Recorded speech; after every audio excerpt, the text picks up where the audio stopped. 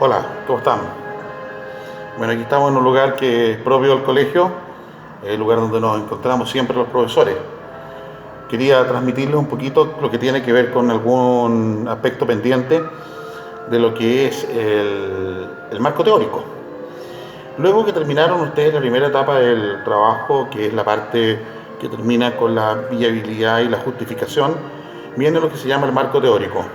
El marco teórico es aquella parte del trabajo en la cual se sustenta la base de la información que el investigador está manejando para poder realizar su experimento, su desarrollo, su contrastación empírica. Ello significa que el marco teórico debe contener toda la información que después va a requerir quien está leyendo el trabajo para poder comprender, va a requerir para poder comprender bien el experimento o la contrastación empírica que está haciendo. En fin, comenzamos entonces explicando que ese marco teórico normalmente se considera toda la teoría, pero como una forma de ordenarlo se puede explicar de tres formas, con tres elementos, digamos, o tres fases, o tres cuerpos o subcuerpos. Sería primero un aspecto más histórico, propiamente de la disciplina o del tema, un poquito el desarrollo histórico del tema, ¿no es cierto? Desde que comenzaron los primeros albores del conocimiento ese, X, el que esté trabajando, y hasta el momento de ahora, hasta que usted deja la puerta lista para aportar con su trabajo a esa secuencia histórica del desarrollo de la disciplina. Dentro de ese marco teórico, bueno, esa es la primera parte. Dentro de este marco teórico hay una segunda parte que sería el marco contextual. En qué contexto usted se han realizado los trabajos y si usted lo va a realizar ahora, digamos. No es lo mismo en un contexto de paz que en un contexto de guerra, no es lo mismo que en un contexto de estado normal, de las condiciones normales, que se de presión, humedad y temperatura, o no es lo mismo en un contexto, si es un estudio humano, por ejemplo, de crisis que un estado de paz veneciana. En fin, tiene que ver con lo contextual y lo espacio-temporal en que se está circunscribiendo el trabajo que se va a hacer. Y finalmente, en el marco teórico hay un aspecto que es la teoría misma, que ya es el aporte teórico, que no conectado a la historia ni al contexto, sino la teoría misma. Si yo estoy haciendo una investigación de campo sobre el autoconcepto, usted me tiene que decir ahí muy rápidamente qué son los estados afectivos, qué es lo que es la autoestima, todo aquello que yo necesito para poder comprender después lo que usted está escribiendo sobre el autoconcepto, digamos, ¿no? El apego, el desapego, en fin. Entonces, yo quedo lanzado para poder comprender el trabajo suyo. En definitiva, el marco teórico entonces son todos aquellos elementos teóricos, históricos, contextuales, espacios, temporales que se requieren para que la persona pueda realizar la investigación, por un lado, que es el investigador, y dos, se coloca para que justamente el lector de la investigación pueda comprender de buena manera el trabajo que usted va a hacer en el experimento, el trabajo de campo, la contratación, qué sé yo, y el experimento, en fin, eso.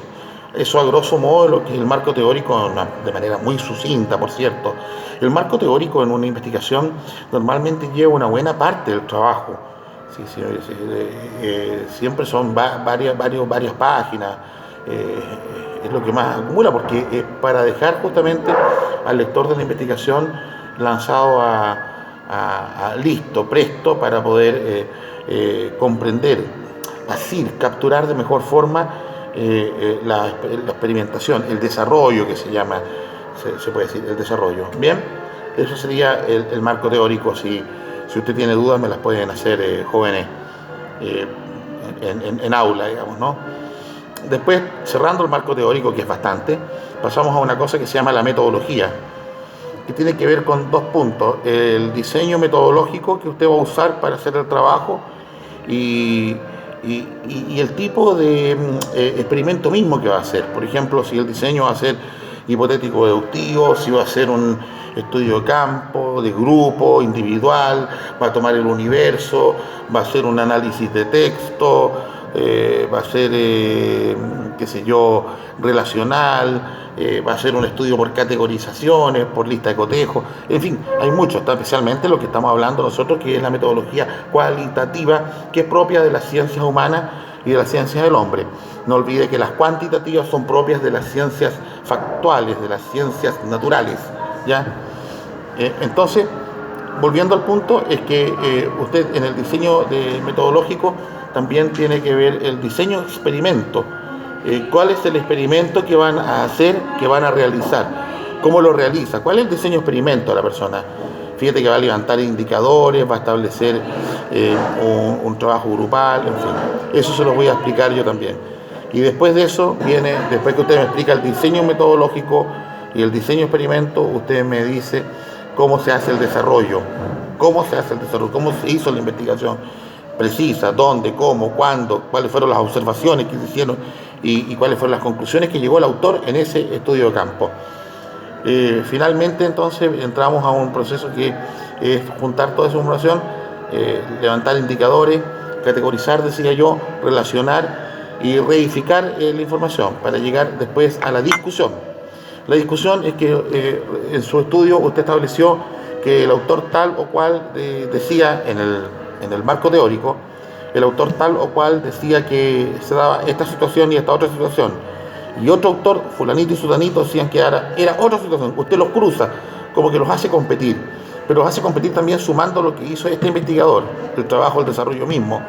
Entonces, fulano dice que A más B, sutano dice que C más D, pero nosotros viendo el estudio campo, o el investigador acá viendo el estudio campo, basado en el proceso, en un método hipotético deductivo, llega a establecer que es A, D, y también hay un nuevo elemento que sería F.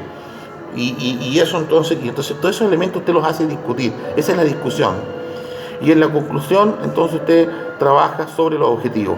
En la conclusión usted me dice si se comprueba a partir de la pregunta de investigación la hipótesis de respuesta, si se perfecciona, si se cumplen los objetivos generales, si se cumplen los objetivos específicos y particularmente cómo se hace la relación entre la discusión y el cierre del trabajo, la discusión, o sea, cómo termina al final. Puede que la conclusión termine o cerrando, sentenciando una idea tal, o en muchos casos también puede ser un repreguntarse, aparece como repreguntándose lo mismo que usted se preguntó, pero la pregunta más profunda, más precisa, más específica. ¿Y cuál fue el aporte de su trabajo o el de investigador? Que simplemente antes ellos decían una pregunta general y ahora la pregunta es específica, puntual. Eso es alumnos, ¿ya? Después vamos a hacer una ampliación de este mismo tema, pero este es un approach para que ustedes puedan tener una pequeña visión de lo que estamos viendo, ¿ok?